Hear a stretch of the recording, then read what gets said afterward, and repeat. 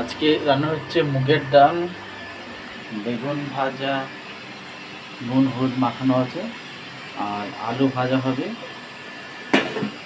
ফুলকপি আলু তরকারি হবে, টমেটো, আদা, কাঁচা লঙ্কা, জিরে দিয়ে রান্নাটা করা হবে।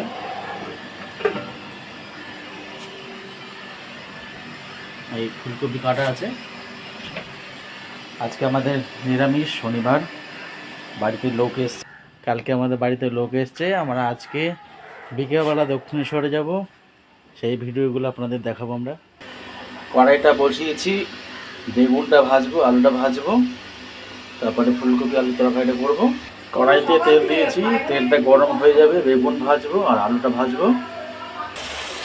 বেগুন ভাজা হয়ে গেছে, নামিয়ে নিয়েছি। আলুটা ভাজবো। ডাল সিদ্ধ হয়ে গেছে, নামিয়েছি। ডাল ফোড়ন দেবো এবার। আলু ভাজা হয়ে গেছে, নামিয়ে নিয়েছি। ফুলকপির তরকারি করব, আলুটা ভেজে নেব। আর ডালে ফোড়ানোর জন্যে জিরে, তেজপাতা, শুকনো লঙ্কা আমি তেলের মধ্যে দিয়ে দিলাম।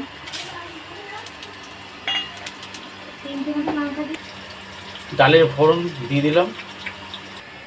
মুগের ডাল রান্না হয়ে গেছে, নামিয়ে নিলাম। ফুলকপির আলুটা ভেজে নামিয়ে রাখলাম। আর পাঁপড় ভাজা হচ্ছে।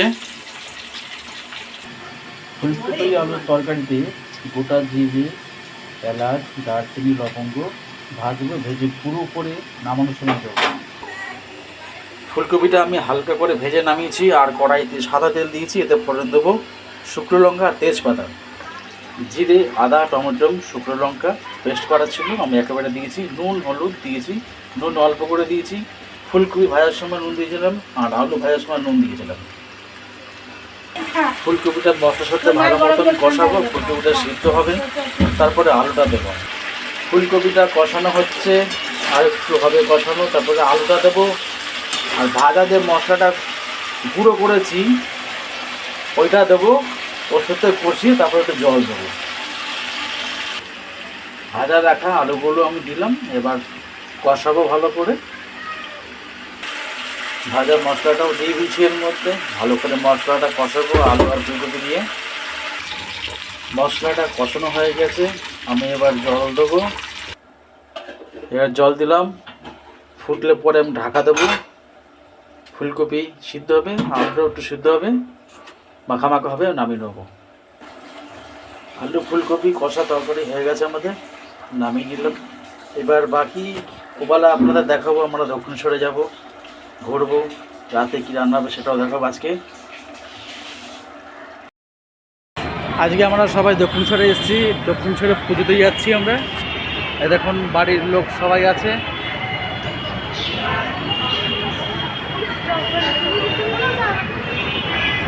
সবাই হাই ফাই করো। এই কি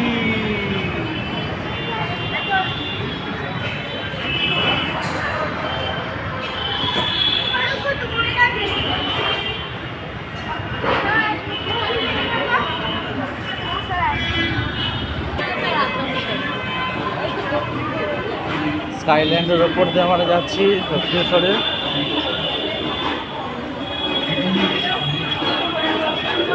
এই আমার মেয়ে,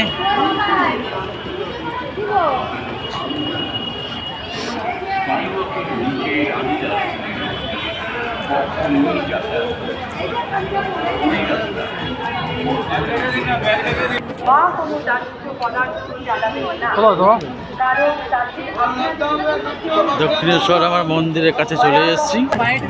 আমরা দক্ষিণেশ্বর মায়ের মন্দিরে এন্ট্রি করলাম।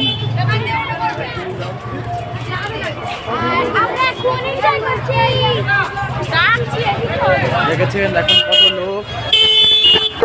দক্ষিণেশ্বর মায়ের মন্দির এখান থেকে আপনাদের দেখাচ্ছি। এই দক্ষিণেশ্বর মায়ের মন্দিরে চোরা প্রচুর লাইন পড়েছে।